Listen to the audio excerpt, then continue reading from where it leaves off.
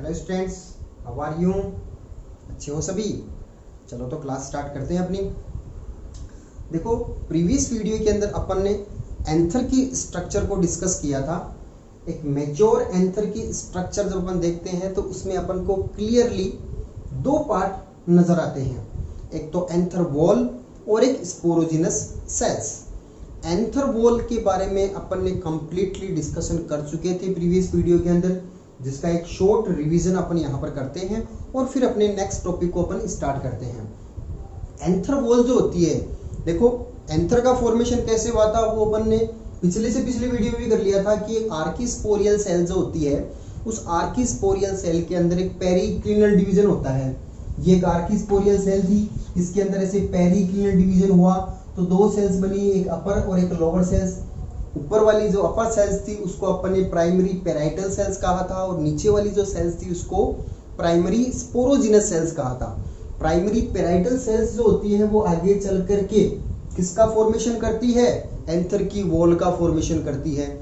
Anther की wall को अपन ने प्रीवियस वीडियो में कंप्लीट डिस्कशन किया था कि एंथर की वॉल जो होती है वो 4 लेयर्ड होती है, 4 लेयर पाई जाती है इसके अंदर। उन चारों लेयर को अपन ने डिस्कशन किया था। तो ये वाली जो प्राइमरी पेराइटल सेल्स है ये तो क्या बनाएगी? एंथर वॉल बनाती है। डायग्राम सभी के बनाए थे अपन ने। और नीचे वाली ये जो सेल्स है ये आगे चल करके एमएमसी का फॉर्मेशन करती है, माइक्रोस्पोर मदर सेल। और माइक्रोस्पोर मदर सेल्स के अंदर जब मियोसिस होता है, क्या होता है? मियोसिस, तब माइक्रोस्पोर का फॉर्मेशन होता है, जो अपन आज पढ़ेंगे माइक्रोस्पोर का फॉर्मेशन कैसे होता है। तो प्रीवियस वीडियो में अपन ने एंथर वॉल के बारे में पढ़ा था, यानी ये कंप्लीट मैच्योर एंथर की स्ट्रक्चर के अंदर दो क्लियरली पार्ट अपन को दिखाई देते हैं, जिनमें फर्स्ट था anther wall and second sporogenous sales. ये स्पोरोजिनस सेल्स ही तो है, माइक्रोस्पोर मदर सेल से पहले। माइक्रोस्पोर मदर सेल का दूसरा नाम स्पोरोजिनस सेल्स कहा था अपन ने। माइक्रोस्पोर मदर सेल्स को स्पोरोजिनस सेल्स भी कह सकते हैं अपन। पहले इसका नाम क्या था? Primary sporogenous sales. Primary sporogenous sales में माइटोसिस हुआ तो एक सेल से बहुत सारी सेल्स बनी, सिमिलर सेल। माइटोसिस में अंदर डिप्लॉइड से डिप्लॉइड बनती है, तो जो बहुत सारी सेल्स बनी उनमें प्राइमरी वर्ड हटा दिया, स्पोरोजिनस सेल्स नाम दे दिया अपन ने। और उन स्पोरोजिनस सेल्स का दूसरा नाम क्या है? Microspore mother cell. अब माइक्रोस्पोर मदर सेल्स का आगे क्या फ्यूचर है, यानी माइक्रोस्पोर मदर सेल आगे चल करके माइक्रोस्पोर कैसे बनाएगी, वो अपन आज के टॉपिक के अंदर डिस्कशन करेंगे। तो प्रीवियस वीडियो में एंथर वॉल अपन ने पढ़ी थी, इसमें 4 लेयर की अपन ने डिस्कशन किया था। 4 लेयर कैसी थी एक बार रिवीजन कर लेते हैं अपन। एंथर वॉल जो होती है वो 4 लेयर से बनी होती है, 4 लेयर से बनी होती है। External to internal, outer to inner अपन चलते हैं, बाहर से अंदर की तरफ चलते हैं। तो सबसे एक्सटर्नल लेयर जो होती है एंथर वॉल की, उसको नाम दिया था एपिडर्मिस। देन उसके बाद में नीचे वाली एंडोथीशियम, देन उसके बाद में नीचे वाली मिडिल लेयर, और सबसे इंटरनल 4th लेयर जो होती है वो कहलाई थी टेपिटम की लेयर। तो 4 लेयर थी, एपिडर्मिस, एंडोथीशियम, मिडिल लेयर और टेपिटम। अब चारों के बारे में अपने 2-2 लाइनें लिखी हुई थी, नोट्स में आपको मिली भी है। देखो, सबसे बाहर एपिडर्मिस। एपिडर्मिस यूनिसेलुलर लेयर है, यानी एक ही सेल्स की लेयर से बनी हुई है, एक लेयर है, पूरी सिंगल सेल्स की बनी हुई एक लेयर है। ये सभी सेल्स जो होती है वो इलोंगेटेड होती है, आपस के अंदर कनेक्टेड होती है, इंटरसेलुलर स्पेस नहीं होता है। काम क्या होता है इस लेयर का? एपिडर्मिस की लेयर का काम क्या होता है? प्रोटेक्शन प्रोवाइड करना, एंथर को प्रोटेक्शन प्रोवाइड करना, ये सबसे बाहर की लेयर का काम था। फिर उसके बाद में सेकंड की थी एंडोथीशियम। एंडोथीशियम की लेयर में एक इंपॉर्टेंट क्वेश्चन मैंने आपको बताया था। पहली बात तो एंडोथीशियम की लेयर भी यूनिसेलुलर लेयर थी, यानी एक ही सेल से बनी हुई लेयर थी। ये रेडियली इलोंगेटेड सेल्स लेयर थी, यानी सेल्स जो होती है वो रेडियली इलोंगेटेड थी, आपस में कनेक्टेड थी। और इनके इंटरनल जो वॉल जो होती है, इंटरनल वॉल पर अल्फा सेलुलोज का डिकम्पोजिशन हो जाता है, यानी एक्यूमुलेट हो जाता है, अल्फा सेलुलोज जमा हो जाता है। किस पर? इंटरनल वॉल के ऊपर, जिससे यू शेप्ड फाइब्रस स्ट्रिप्स बन जाती है। यू शेप्ड फाइब्रस स्ट्रिप्स बन जाती है, किसके कारण से? सेलुलोज, अल्फा सेलुलोज के डिकम्पोजिशन से यू शेप्ड फाइब्रस स्ट्रिप्स बन जाती है। और अपन को ये पता है कि सेलुलोज जो होता है वो हाइड्रोस्कोपिक नेचर का सब्सटेंस है, यानी एटमॉस्फेयर से मॉइस्ट को ऑब्जर्व करता है, वाटर को ऑब्जर्व कर लेता है। जिससे क्या हो जाएगा, ये सेल्स जो होती है एंडोथीसियम की सेल्स हमेशा फूली हुई रहती है। मगर जब ड्राई कंडीशन आती है, जब एंथर कंप्लीट मेच्योर हो जाता है तो ड्राई कंडीशन आती है तो वाटर बाहर निकल जाता है, मॉइस्ट बाहर निकल जाती है। तब क्या हो जाता है, इन सेल्स में टेंशन हो जाता है, तनाव आ जाता है, जिसके कारण से ये सेल्स जो होती है, ये एंडोथीसियम की जो लेयर होती है ऊपर और नीचे सप्रेस करती है, प्रेस करती है, दबाव देती है, जिससे क्या हो जाएगा, एंथर की वॉल रैप्चर हो जाएगी, यानी फट जाएगी, टूट जाएगी। और एंथर की वॉल का फटना या टूटना भी जरूरी है, क्योंकि एंथर की वॉल टूटेगी तभी तो अंदर बने हुई है पोलन ग्रेन या माइक्रोस्पोर जो होते हैं वो बाहर निकलेंगे, और बाहर निकलेंगे तभी पोलिनेशन होगा। समझ में आई बात? तो एंथर की वॉल को रेप्चर करने के लिए या टूटने के लिए रेस्पॉन्सिबल लेयर कौन सी होती है, एंडोथीशियम। क्यों? क्योंकि इसमें अल्फा सेलुलोज का डिकम्पोजिशन होता है। ये एक इंपॉर्टेंट क्वेश्चन अपन ने किया था एंडोथीशियम में। देन उसके बाद में थर्ड लेयर की थी अपन ने middle layer. Middle layer third layer है, इसका कोई इंपॉर्टेंट फंक्शन नहीं था। ये एक थिन वॉल वाली लेयर होती है, 1 to 3 सेलुलर लेयर होती है, 1 से 3 सेल्स की बनी हुई लेयर होती है, और ये फूड मटेरियल को स्टोर करके रखती है। सबसे इंटरनल लेयर फोर्थ लेयर थी टेपिटम। टेपिटम के बहुत सारे फंक्शन अपन ने किए थे, इंपॉर्टेंट फंक्शन है, बोर्ड एग्जाम में इसमें से क्वेश्चन मैक्सिमम चांसेस है पूछा जाता है। टेपिटम की सबसे इंटरनल लेयर है, यूनिसेलुलर लेयर है, एक ही सेल से बनी हुई लेयर है। टेपिटम की ईच सेल्स जो होती है, हर एक सेल्स की बात करें हैं तो डेंस साइटोप्लाज्म वाली होती है। साइटोप्लाज्म जो होता है वो डेंस होता है। प्राइमरी कंडीशन में, प्राइमरी स्टेज के अंदर ये यूनी न्यूक्लिएटेड होती है, एक ही न्यूक्लियस होता है इनके अंदर। बट जब मेच्योर हो जाती है टेपिटम सेल्स तो ये मल्टी न्यूक्लिएटेड हो जाती है, बहुत सारे एक ही सेल में न्यूक्लियस बन जाते हैं। फिर उसके बाद में बात किया था टेपिटम जो होती है, टेपिटम की सेल्स या कंप्लीट लेयर की बात कर लें, ये मेनली दो टाइप्स की होती है, एक तो सेक्रेटरी या ग्लैंडुलर टाइप की, और दूसरी होती है अमीबोइड टाइप की। मैक्सिमम प्लांट्स के अंदर, मैक्सिमम एंजियोस्पर्मिक प्लांट के अंदर टेपिटम जो होती है वो सेक्रेटरी या ग्लैंडुलर टाइप की होती है। दोनों में डिफरेंस अपने सिलेबस में नहीं है, फिर भी थोड़ा सा मैं बता देना चाहता हूँ आपको कि सेक्रेटरी या ग्लैंडुलर टाइप की जो टेपिटम होती है ये न्यूट्रिएंट्स को सिक्रेट करती है, बाहर निकालती है, और वो न्यूट्रिएंट्स जो होते हैं वो पोलन ग्रेन या माइक्रोस्पोर को न्यूट्रिशन यानी नरिशमेंट प्रोवाइड करते हैं। और जो अमीबोइड टाइप की टेपिटम होती है वो जैसे अमीबा के अंदर शूडोपोडिया बनती है, वैसे ये सेल्स शूडोपोडिया का फॉर्मेशन करती है और माइक्रोस्पोर के पास में आकर के नरिशमेंट प्रोवाइड करती है। दोनों में काम वही है, नरिशमेंट प्रोवाइड करना माइक्रोस्पोर को, बट थोड़ा सा स्ट्रक्चरली डिफरेंस होता है। मगर मैक्सिमम प्लांट्स में कौन सी होती है, सेक्रेटरी या ग्लैंडुलर टाइप्स की टेपिटम पाई जाती है। ये पहला काम था, पहला फंक्शन था टेपिटम का। टेपिटम का पहला फंक्शन क्या हो गया, to provide nourishment to pollen grain और माइक्रोस्पोर। माइक्रोस्पोर या पोलन ग्रेन्स को न्यूट्रिशन या नरिशमेंट प्रोवाइड करना। डेवलपिंग कंडीशन में है, अभी कंप्लीट डेवलप नहीं हुए हैं माइक्रोस्पोर या पोलन ग्रेन, तो जब डेवलपिंग कंडीशन में होंगे तो उनको न्यूट्रिएंट चाहिए, नरिशमेंट चाहिए उनको, तो न्यूट्रिएंट प्रोवाइड कौन सी सेल्स करती है, टेपिटम की सेल्स करती है, पहला फंक्शन। दूसरा फंक्शन मैंने आपको बताया था कि टेपिटम की सेल्स के अंदर एक लिपिड नेचर का सब्सटेंस होता है जिसको अपन बोलते हैं प्रोयूबिस बॉडी। प्रोयूबिस बॉडी के अंदर, प्रोयूबिस बॉडी के चारों तरफ एक केमिकली सब्सटेंस का डिकम्पोजिशन होता है, यानी एक्यूमुलेशन यानी जमाव होता है, जिसको बोलते हैं स्पोरोपोलेनिन। ये बहुत इंपॉर्टेंट वर्ड है, स्पोरोपोलेनिन। स्पोरोपोलेनिन, ये स्पोरोपोलेनिन एक ऐसा केमिकली सब्सटेंस है जिसका नेचुरल कोई भी एंजाइम जो होता है इसका डिग्रेडेशन नहीं कर पाता, यानी इसको तोड़ नहीं पाता है। तो स्पोरोपोलेनिन का एक्यूमुलेशन होने से प्रोयूबिस बॉडी का नेम अब चेंज हो गया है, क्या, यूबिस बॉडी। और ये यूबिस बॉडी जो होती है ये पोलन ग्रेन जो होती है उसके एग्जाइम का फॉर्मेशन करती है। एक मेच्योर पोलन ग्रेन की स्ट्रक्चर अपन आगे भी पढ़ेंगे। पोलन ग्रेन जो होता है उस पोलन ग्रेन के अंदर दो लेयर पाई जाती है, दो एनवेलप होते हैं एक पोलन ग्रेन में। माइक्रोस्पोर या पोलन ग्रेन की बात कर रहा हूं मैं, जो आगे अपन पढ़ेंगे। पोलन ग्रेन जो होता है उसमें एक इंटरनल लेयर होती है जिसको इंटाइन बोलते हैं, और एक बाहर जो होती है रफ लेयर होती है उसको एक्साइन बोलते हैं। ये तो एक्साइन होती है और ये अंदर वाली जो होती है उसको एंटाइन बोलते हैं। एंटाइन तो पेक्टिन और सेलुलोज की बनी होती है, एक्साइन जो होती है ना ये किसकी बनी होती है, स्पोरोपोलेनिन की बनी होती है। ये स्पोरोपोलेनिन कहां से आया है, ये यूबिस बॉडी से ही आया है। इसका मतलब पोलन ग्रेन के एक्साइन का फॉर्मेशन कौन कर रही है? यूबिस बॉडी। यूबिस बॉडी कहां से बना है? प्रोयूबिस बॉडी से। प्रोयूबिस बॉडी किस में बन रही है? टेपिटम की सेल्स में। तो सीधा सीधा कोरिलेशन ये हो गया है कि टेपिटम की सेल्स जो होती है ना, वो पोलन ग्रेन के एक्साइन का फॉर्मेशन करती है। ध्यान रखना, बहुत ही इंपॉर्टेंट क्वेश्चन है।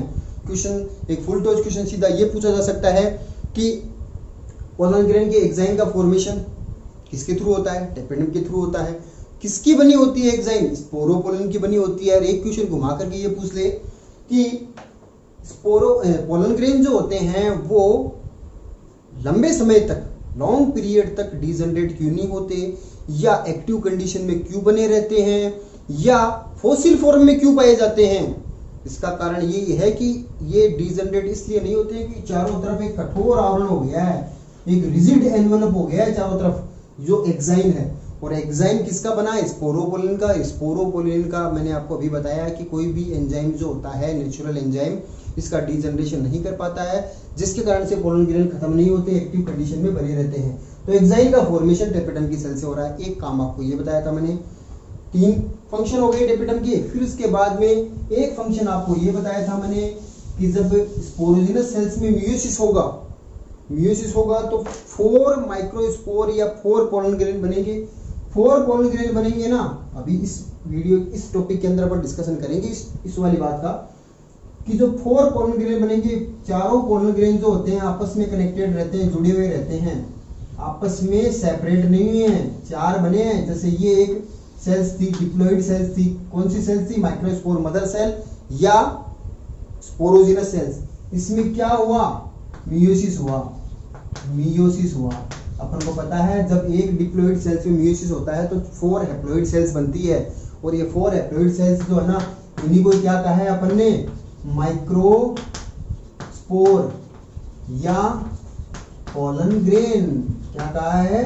Pollen grain. मगर चारों पोलन ग्रेन या चारों माइक्रोस्पोर अलग अलग नहीं है, आपस के अंदर कनेक्टेड हैं, आपस में जुड़े हुए हैं। किस केमिकली सब्सटेंस से जुड़े हुए हैं? अलग अलग होना तो जरूरी है, अलग अलग करना तो जरूरी है इनको, मगर एक केमिकली सब्सटेंस होता है जिसका नाम है केलोज।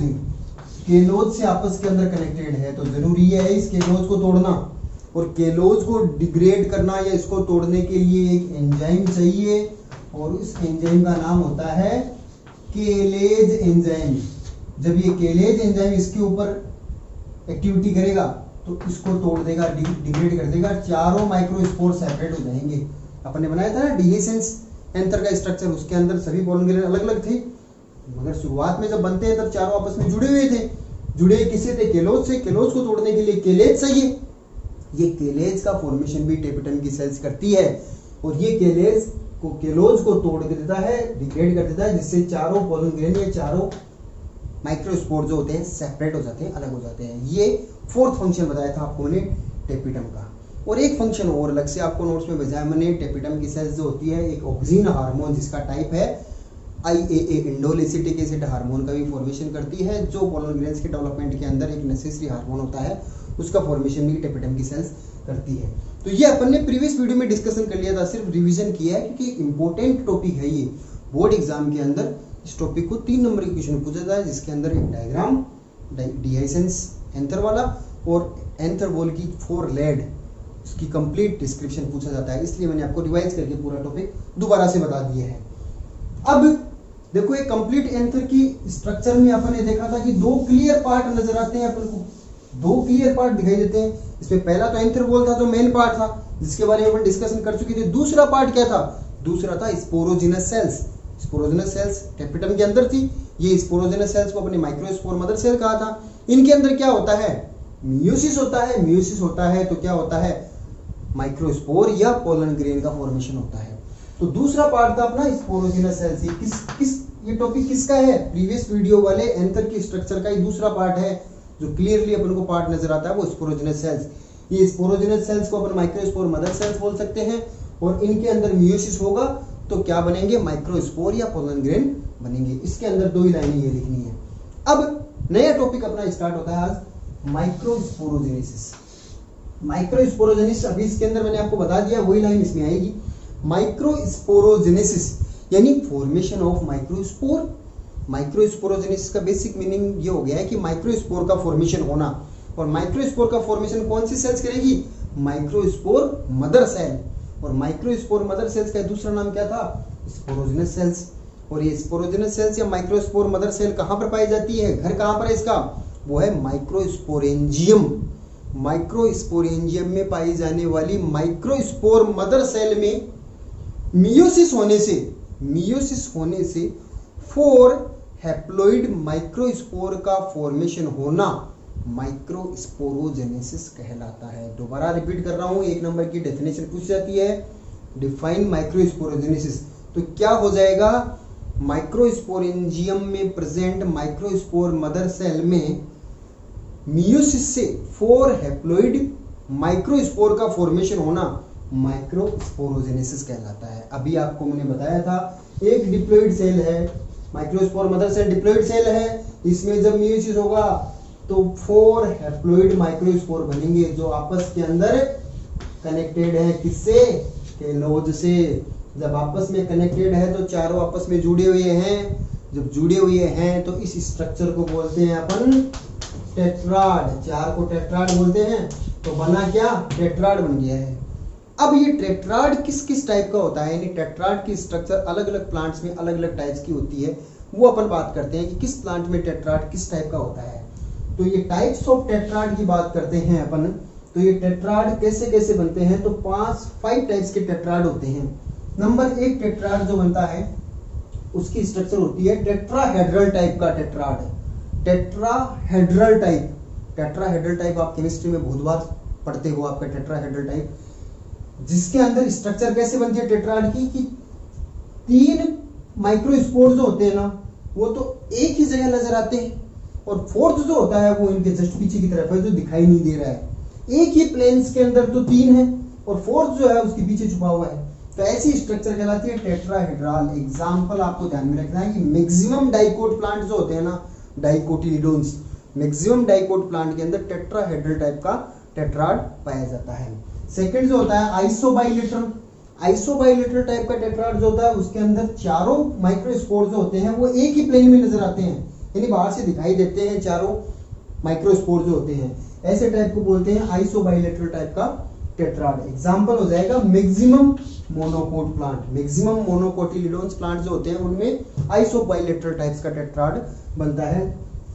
थर्ड टाइप का जो टेट्राड जो होता है वो होता है डेक्यूसेट टाइप का टेट्राड। डेक्यूसेट टाइप का टेट्राड, इसके अंदर क्या होते हैं, 4 जो माइक्रोस्पोर जो होते हैं उसमें से 2 जो होते हैं आपस में एक दूसरे के 90 डिग्री के एंगल पर प्रेजेंट होते हैं, बट ऊपर वाले 2 जो होते हैं वो दिखाई देते हैं, सीन है, नजर आते हैं, मगर नीचे वाला जो प्लेन्स होता है उसके अंदर केवल एक ही दिखाई देता है, एक इनके पीछे की तरफ है।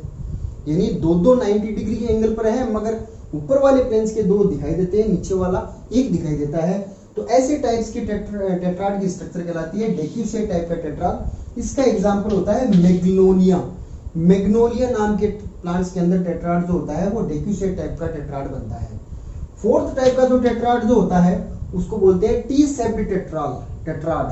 टी सेप्ड टेट्राड के अंदर क्या होता है कि टेट्राड जो बनता है उसके अंदर चारों माइक्रोस्पोर दिखाई तो देते हैं मगर 2 अलग अलग टाइप से हैं।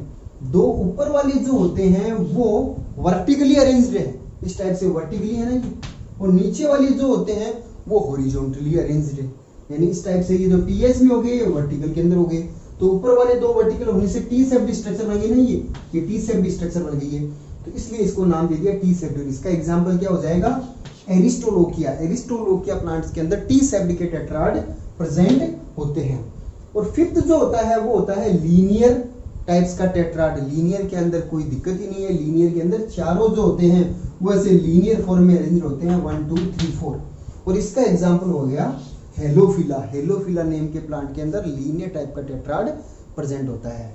तो ये माइक्रोस्पोरोजेनेसिस में माइक्रोस्पोर का फॉर्मेशन होता है। फॉर्मेशन होने से 4 माइक्रोस्पोर बनते हैं, चारों टेट्राड होते हैं, यानी आपस में कैलोस से जुड़े हुए रहते हैं। और सभी के सभी टेट्राड की टाइप्स अपन ने 5 टाइप के टाइप्स किए हैं, सभी के सभी कनेक्टेड है आपस में। ये सभी में केलोज है, ये इसमें केलोज हो गया, ये यहाँ पर केलोज हो गया। और इस केलोज को डिग्रेड कौन करेगा, केलेज एंजाइम। केलेज एंजाइम कौन बनाएगा, टेपिटम की सेल्स बनाएगी, जिससे क्या हो जाएगा, जब इसको तोड़ेंगे तो चारों अलग अलग हो जाएंगे, इसको तोड़ेंगे तो भी चारों सेपरेट हो जाएंगे, अलग अलग हो जाएंगे। अब उसके बाद में 3 छोटे छोटे क्वेश्चन और बनते हैं जो एक्सेप्शन है इस टेट्राड के, यानी जब ये सेपरेट हो जाएंगे ना, जब केलोज को डिग्रेड कर देगा केलेज, और जब सेपरेट हो जाएंगे, जैसे ये 4 थे, चारों आपस में कनेक्टेड थे केलोज से, इस केलोज को डिग्रेड किया केलेज ने, तो चारों अलग अलग हो गए हैं, तब इनका नाम क्या हो गया है? अभी तो ये थे माइक्रोस्पोर, और जब अलग अलग हुए हैं तभी इनका नाम दे दिया है pollen grain.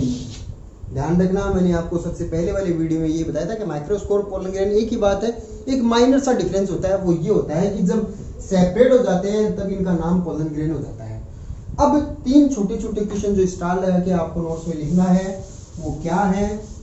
Number 1, what is polonium? ये बोर्ड के मॉडल पेपर में दिया हुआ है अपना। पोलिनियम क्या है? What is polonium?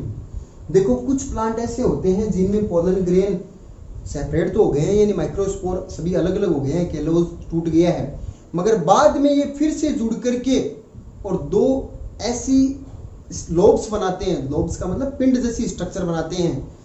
कैसे? कि जैसे एक स्ट्रक्चर ऐसे बन गई है और यहाँ पर एक स्ट्रक्चर सेम ऐसी की ऐसी यहाँ पर बन गई है ऐसे, और इन दोनों के अंदर पोलन ग्रेन जितने भी बने ना, बहुत सारे पोलन ग्रेन होते हैं, और ये सभी पोलन ग्रेन जो होते हैं आपस में ऐसे कनेक्टेड होकर के एक ग्रुप बना लेते हैं, गुच्छा सा बना लेते हैं ऐसे, यानी सभी पोलन ग्रेन आपस में कनेक्टेड हो जाते हैं, आपस में जुड़ जाते हैं और एक स्पेसिफिक स्ट्रक्चर का फॉर्मेशन करते हैं, उसको बोलते हैं पोलिनियम। एग्जाम्पल हो जाएगा कैलोट्रोपिस। कैलोट्रोपिस के अंदर पोलिनियम स्ट्रक्चर बनती है, जिसमें पोलन ग्रेन सभी सेपरेट नहीं है, पोलन ग्रेन अलग अलग होने के बाद में फिर से 2 ग्रुप में अरेंज हो जाते हैं, सभी पोलन ग्रेन जुड़ करके और पोलिनियम नेम की स्ट्रक्चर बनाते हैं। तो एग्जाम्पल कैलोट्रोपिस। नंबर 2 हो जाएगा compound pollen grain. Compound pollen grain ये क्या होते हैं? पहली बात तो ये किस में पाए जाते हैं? Drosera and टाइफा। ड्रोसेरा और टाइफा नेम के प्लांट के अंदर कंपाउंड पोलन ग्रेन पाए जाते हैं। यहाँ पर क्या होता है? यहाँ पर टेट्राड जो होते हैं ना, उस टेट्राड से पोलन ग्रेन अलग हुए ही नहीं है। बहुत सारे टेट्राड बने हैं और सभी टेट्राड आपस के अंदर कंबाइन हो जाते हैं, बहुत सारे टेट्राड आपस में जुड़ गए हैं, यानी ये एक टेट्राड था, ऐसे दूसरा एक टेट्राड था, ऐसे तीसरा एक टेट्राड था, टेट्राड से अलग नहीं हुए और सभी आपस में कंबाइन होकर के एक स्पेसिफिक स्ट्रक्चर का फॉर्मेशन करते हैं, जिसको बोलते हैं कंपाउंड पोलन ग्रेन। जो किस में बनता है? वो बनता है ड्रोसेरा और टाइफा में। क्लियर? और तीसरा जो इसके अंदर एक अलग से एक लाइन की डेफिनेशन आती है वो है पोलीस्पोरी। पोलीस्पोरी का मतलब क्या हो गया है कि देखो, एक टेट्राड के अंदर कितने माइक्रोस्पोर या पोलन ग्रेन है? 4। टेट्राड का मतलब 4। जब कभी एक्सेप्शन फॉर्म में अपवाद स्वरूप ऐसी चीज बन जाए कि जब एक टेट्राड में 4 से ज्यादा माइक्रोस्पोर या पोलन ग्रेन बन जाए, तब ऐसी कंडीशन को बोलते हैं पोलीस्पोरी। एक टेट्राड में 4 से ज्यादा माइक्रोस्पोर या पोलन ग्रेन का फॉर्मेशन होना पोलीस्पोरी कहलाता है। ये तीनों की तीनों अलग टाइप की एक्सेप्शन है, इसलिए छोटी छोटी लाइनों में ये 3 आपको ध्यान में रखने हैं। तो आज के वीडियो में अपन ने माइक्रोस्पोरेंजियम्स वाला टॉपिक कंप्लीट कर लिया है। अगले वीडियो में नेक्स्ट टॉपिक लेकर आएंगे। नोट्स आप प्रॉपर बना रहे हो, नोट्स में अगर आपको कोई भी वर्ड या कोई लाइन क्लियर दिखाई नहीं दे रही है, समझ में नहीं आ रहा है, तो आप अपनी बुक की हेल्प ले सकते हो। बुक जो है उस बुक में से ही नोट्स बनाए हुए हैं। कोई भी वर्ड की स्पेलिंग में आपके समझ में नहीं आए, कोई भी दिक्कत हो, डायग्राम वैसे मैं क्लियर भेज रहा हूँ, तो आप बुक में से भी देख करके नोट्स को या स्पेलिंग को क्लियर कर सकते हो। फिर भी कोई दिक्कत हो तो आप अपनी ऐप के थ्रू या डायरेक्टली मुझसे बात करके अपनी प्रॉब्लम्स को सॉल्व कर सकते हो। नेक्स्ट वीडियो में फिर मिलते हैं। Thank you.